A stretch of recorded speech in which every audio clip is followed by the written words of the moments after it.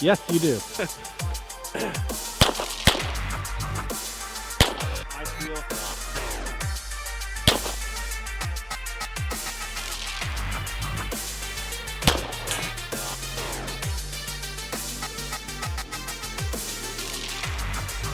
Hey, what's up, guys?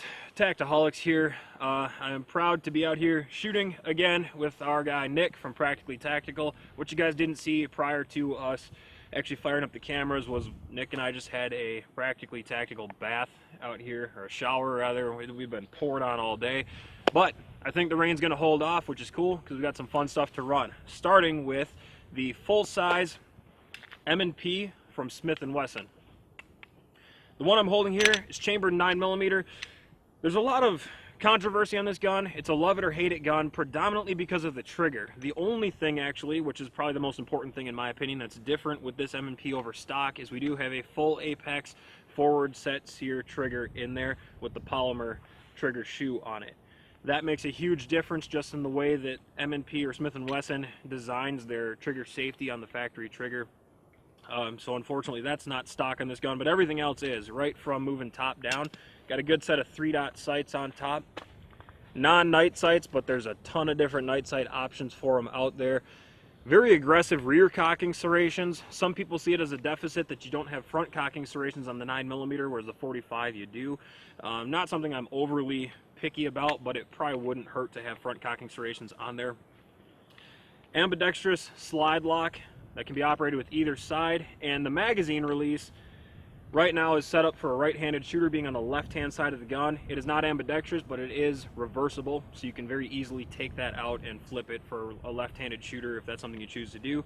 You obviously have an accessory rail in the front of the gun for a flashlight, laser, smoke machine, whatever else you want to put on there. Very robust handgun.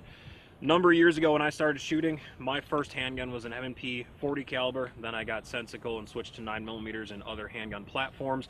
But this gun really holds a particular soft spot with me. A huge part of that is the ergonomics. Nick, wouldn't you agree? I think it's probably one of the most ergonomic guns of the Chevy, Ford, Dodge, trio out there, being Glock, Springfield, and Smith & Wesson. A lot of that is due to their back strap, or what Smith & Wesson actually calls the palm swell. So you can see the portion of rubber here on the back of the grip that actually wraps all the way around the sides of the grip as well. This is the medium palm swell. When you buy an M&P, it comes with a small, medium, and large palm swell. They're very easy to swap out, and that gives you a little bit more customization for not only adjusting the backstrap swell, but also the swell around the sides of the grip to really accommodate that gun and get it into a good fit regardless of shooter hand size. So we're gonna do some ringing on this tack strike fat boy. Steel target from back here right around 100-yard mark. We're also going to bring it in close and see if we can't make that apex trigger breathe some fire. Let's rev it up and go.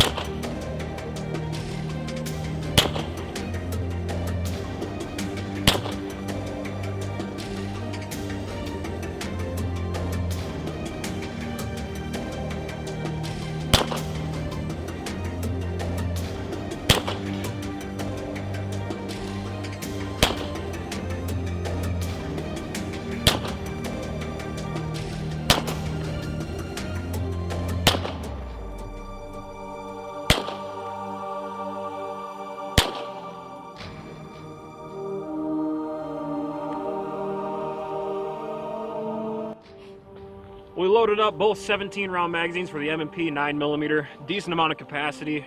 We got a couple of them. We're gonna go light up the fat boy.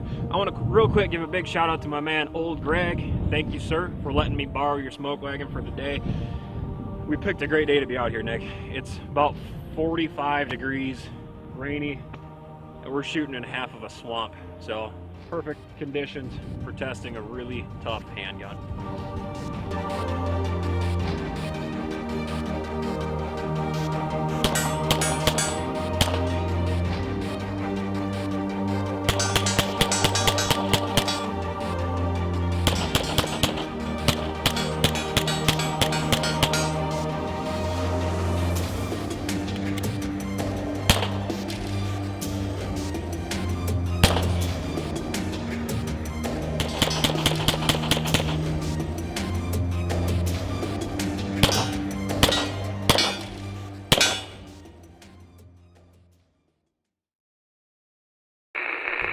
is, guys, as they say, sun's out, guns out, a day late and a dollar short here. I swear it's not a different day.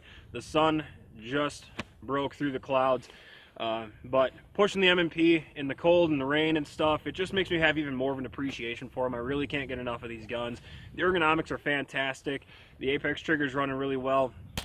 And even when you're starting to lose some of that dexterity in your hands and stuff, I feel that not only the ergonomics as far as the contour, but also the texture of the rubberized backstrap and the polymer that they use on the frame of the M&P is such that it really sticks in your hand really, really well, even in adverse conditions, wearing gloves and stuff like that. One of the things that I like as with this gun over the XD and certainly over the Glock, other than Gen 4, is kind of that small miniaturized beaver tail area. It really lets you get a good aggressive purchase on the gun and drive that muzzle back down towards the target. But one of the things I would do, as you probably would know by now, is swap out the 3-dot sights with night sights on there if this was a defensive gun. But certainly if you're in the market to spend, you know, $500 to $600 and you want a gun that has some ambi features on it and an incredible history of reliability and durability, the Smith Wesson M&P is an awesome way to go. As always, guys, we appreciate you watching. If you have thoughts on the M&P, or if there's a different striker-fired gun that you like out there on the market, better go ahead and leave a comment below and let's stir up some discussion about it and see how that goes. Big shout out to our guys down at Tactiholics for supplying us with Fat Boy Steel Target. It's been braving the weather right along with us, and I think it's probably faring better than myself and the practice and tactical team behind the camera rig. We appreciate you watching, guys. We'll see you next time. We never quit.